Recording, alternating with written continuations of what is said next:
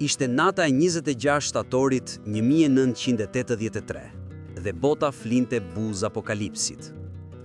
Në sallat nëntoksore të një bunkerit pranë Moskës, një burr po shikonte një ekran që mund të vendoste fatin e njerëzimit. Quhej Stanislav Petrov, oficeri i ushtrisë sovjetike, përgjegjës për sistemin e alarmit bërthamor Oko. Papritur, alarmet u ndezën. Në radar u shfaq sinjali një rakete bërthamore të lëshuar nga Shtetet e Bashkuara. Pastaj një dytë, pastaj 3, 4, 5. Sirenat u lërinin, dritat e kuqe vezuanin. Protokolli ishte i qartë, duhej të raportonte sulmin dhe të jepte urdhrin për kundërpërgjigje. Brenda pak minutash, mijëra koka bërthamore sovjetike do të fluturonin drejt Amerikës. Petrov shikonte ekranin. Duart i dridheshin, por diçka nuk i përputhej.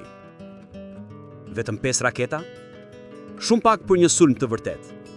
Dhe satelitët që i kishin zbuluar ishin të rinj, sa po ishin instaluar, mund të gabonin. Duhet jetë alarmi rem, mendoi. Patjetër që është alarmi rem. Vendosi t'i besonte instiktit të tij, jo makinave. Nuk raportoi sulmin, nuk shtypi butonin. Priste, i vetëm, për minuta që dukeshin të pafundme, dhe asgjë nuk ndodhi. As një raket, as një shpërthim. Vetëm heshtje. Ishte një gabim i sistemit. Satelitët kishin gatruar pasqyrimin e diellit mbi ret, me nisjen e raketave. Ai gjesti heshtur shpëtoi botën nga një luftë bërthamore. Por askush nuk e mori vesh. Raporti u klasifikuar dhe Petrov madje u qortua sepse nuk ishte ndjekur procedurën. U lirua nga detyra. Jetoi në një apartament të vogël në periferitë Moskës, në vetmi.